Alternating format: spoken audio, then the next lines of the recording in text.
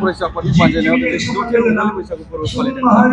रायजो राजाफोरखौ रंजालि बैसागुजों लोब्बा लाखिनानै मा बिथोन? गिबियावनो आङो दुलाराय बर' फरायसा आफादनि जानानै रंजालि बैसागु बोथोरनि दिनै 6थि सान आरो बे 6थि सानाव आङो गासै माने सुबुं माहारिनिसिम गाहाम हामलायनाय आङो जासिहरदों। लोगोसे देरसिनफोरनिसिम खुलुमनाय आरो सिबिनाय आरो दुइसिनफोरनिसिम अननाय आरो मोजां मोननायखौ आङो माने जासिहरग्रोदों। बेजोंनो आङो माने मिजिं थिदों जे जोंनि सुबुं माहारिनि थांनानै थानांगौनि थाखाय बा हारि आरो माहारिखौ बा हादरखौ गोजौ फारसे लांनांगौनि थाखाय जायफोर सुबुंफोरा गाव गावनि माने हाबाफारियाव जायखि बिथिङावनो जाया मानो जे बेस्थ' जानानै दङ, जे मुखुब जानानै दङ, बिथांमोननि मावनो लानाय खामानिफोरा मोगथाङाव जाफुंसारथों आरो जाफुंसारनायनि गेजेरजों सुबुं न'खर हारि आरो हादरा माने मुलाम्फा जाथों आरो बेबायदिनो जौगासार हारि आरो जौगासार हादर जानो हाथों आङो बेखौ मिजिंथिदों।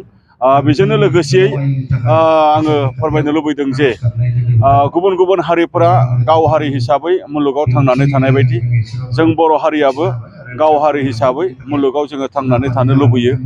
गेरेमसा हारि हिसाबै बर' हारिखौ गायसननांगौनि थाखाय बड'फा उपेन्द्रनाथ ब्रह्मआ सिमां नुनायजों लोगोसे मा हाबाफारिखौ मावोबा गेरेमसा हारि जानो हागोन बे बाथ्राखौ जोंनो फोरोंलांदों। बेखौनो साफ्रोमबो बर' फिसाफोरा दिनै मावबाय थादों।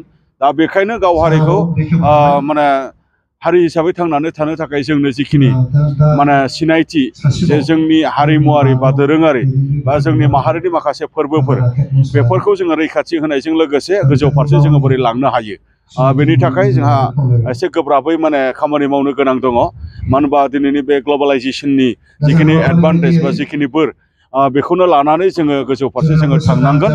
आरो बे बेलायाव जोंहा बहुद जोंनि लाइमोनफोरा लेखा गोरों सुबुंफोरा बा जोंनि सुबुंफोरा माने बर' हारिनि सुबुंफोरा जोबोद माने खामानि मावनो गोनां दङ। आङो बेखिनि बाथ्राखौनो दिनै बे चिरां जिल्ला दुलाराय बर' फरायसा आफादा जे माने जिखिनि रंजाथाइ फोरबो फालिथायाव बाहागो लानायनि गेजेरजों बेखिनि मेसेजखौ आङो रायजो राजाफोरनिसिम हरो। गोजोन्थों।